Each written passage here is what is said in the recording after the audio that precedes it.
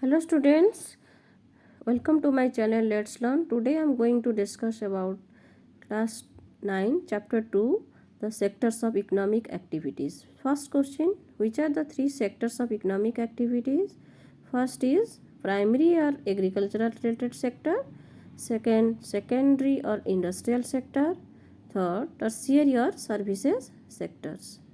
So primary को हम agriculture sector कहते हैं, सेकेंडरी को हम इंडस्ट्रियल सेक्टर कहते हैं एंड थर्ड को टर्शियरी सेक्टर और उसको हम सर्विसेज सेक्टर्स भी कहते हैं. Then question number 2, why is the primary sector called agriculture and related sector. Primary sector को हम एग्रीकल्चर एंड रिलेटेड सेक्टर क्यों कहते हैं? Since most of the natural products which we are get from the agriculture like dairy, fishing and forestry. This sector is also called agriculture and related sector, क्योंकि इसी में diary है, fishing है, forestry है and agriculture भी है. Next का question number 3, which occupation belongs to the primary sector. This question comes in CBSE 2016 and 17. Mention any one. Answer is dairy, fishing and forestry. Then question number 4, in which sector all natural products are changed into forms through ways of manufacturing? The answer is secondary sector. Next question, why is the secondary sector called industrial sector? हम secondary sector को क्यों industrial sector कहते हैं?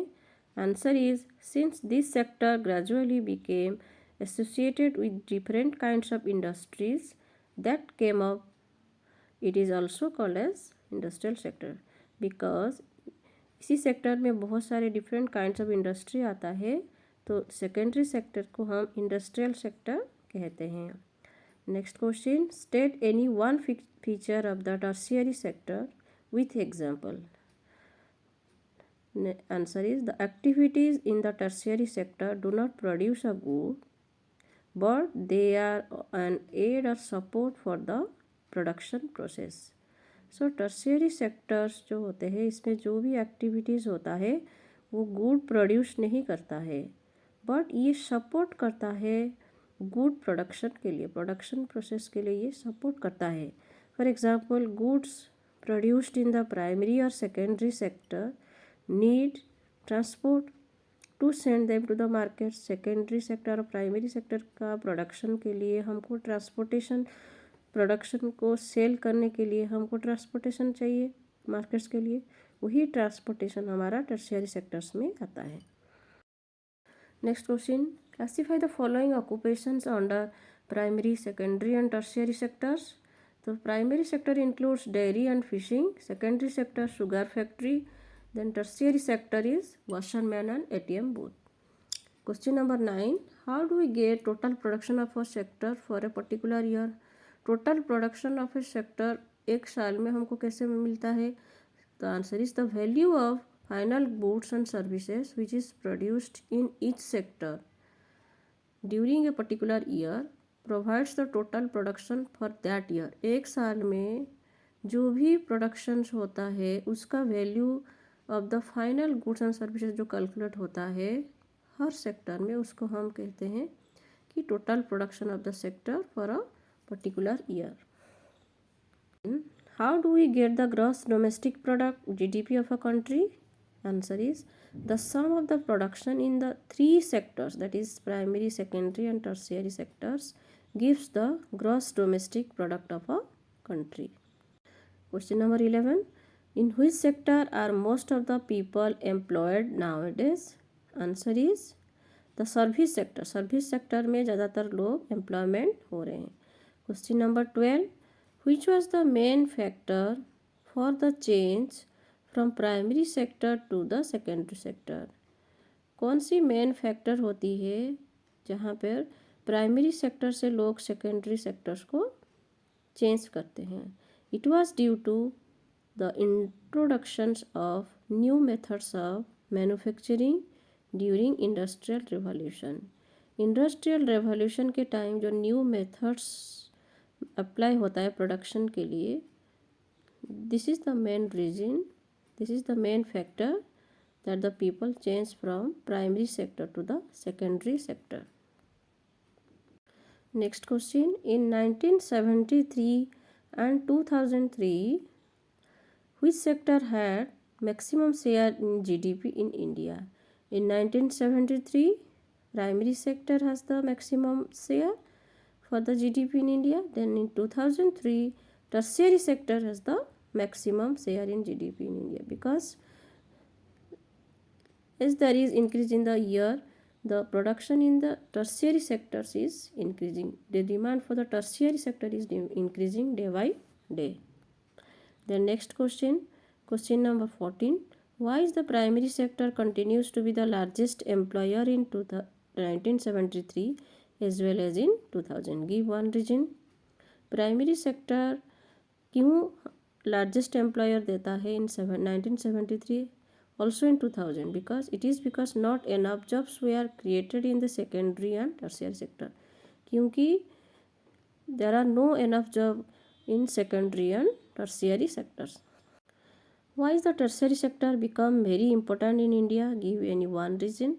The major factor is the necessity of basic services such as hospitals, educational institutions, post and telegraph services, police stations, courts etcetera. So tertiary sector इसीलिए important है क्योंकि उसी में सारे बेसिक सर्विस आ जाता है, like hospital facilities, educational institutions, post and telegraph services and police stations and courts. Question, what do mean by under employment in agriculture sector? Agricultural sector में अंडर एम्प्लॉयमेंट किसको को कहते हैं? In agricultural sector under employment means that there are more people employed in agriculture than is necessary. Necessary, जितना necessary होता है उससे अगर ज़्यादा लोग एम्प्लॉयमेंट होते हैं कौन सी सेक्टर में? एग्रीकल्चरल सेक्टर में, तो उसको हम अंडर एम्प्लॉयमेंट कहते हैं. Next question, what is disguised unemployment? Disguised unemployment किसको कहते हैं? This kind of under employment is hidden in the contrast to someone who does not have a job and is clearly visible as unemployed. Hence, it is called as disguised unemployment.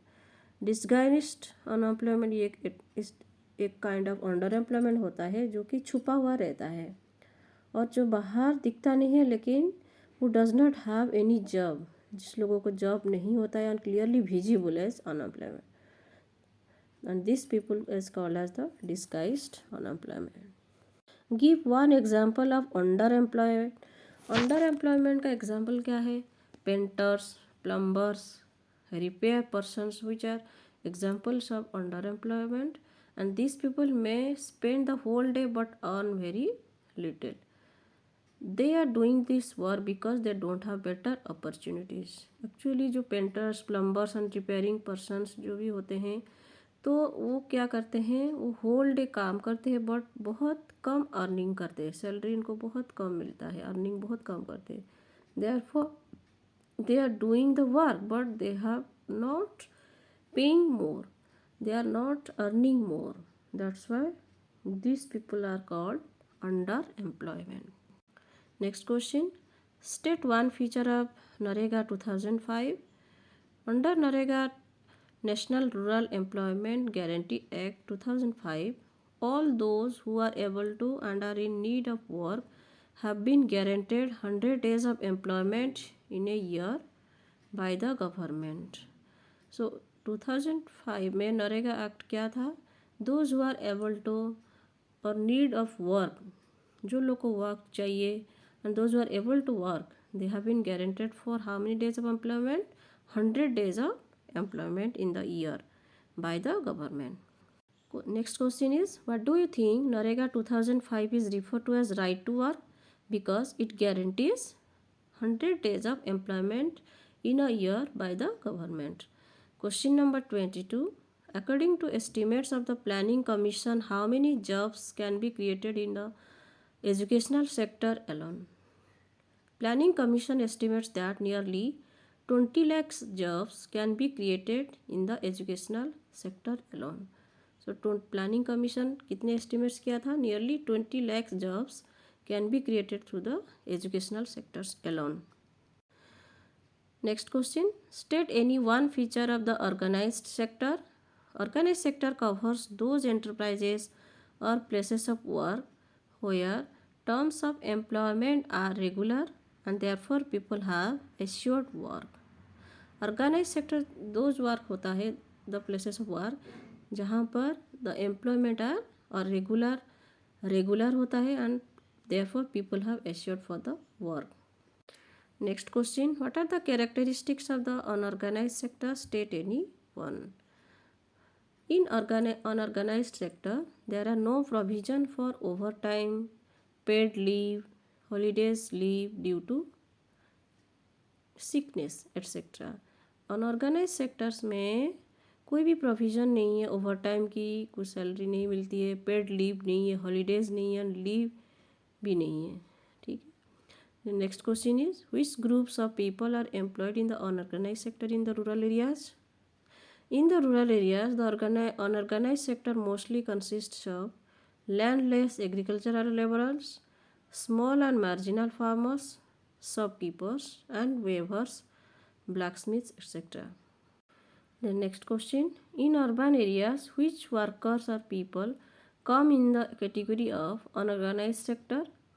In urban areas, unorganized sector comprises mainly of workers in the small scale industry, casual workers in construction, trade and transport, etc. Next question, in which sector majority of the workers from scheduled caste, tribes and backward communities are employed? Answer is unorganized sector. Classify the economic activities into sectors on the basis of ownership. Give examples. In terms of ownership, sectors can be divided into public and private sectors. In public sector, railways are there. Private sector, Tata Iron, Steel Company, etc. is there. Then question number 29. What are the objectives of public and private sector enterprises? State one each. Public sector includes welfare of the people and not to earn profit. Public sector में public sector का aim क्या है? It is for the welfare of the people and it does not earn the profit. But in private sector, it is main aim is to earn the profit. Next question, state any two activities that are the primary responsibilities of the government. The providing health and educational facilities for all are the primary responsibilities of the government. These are all important question answers of this chapter.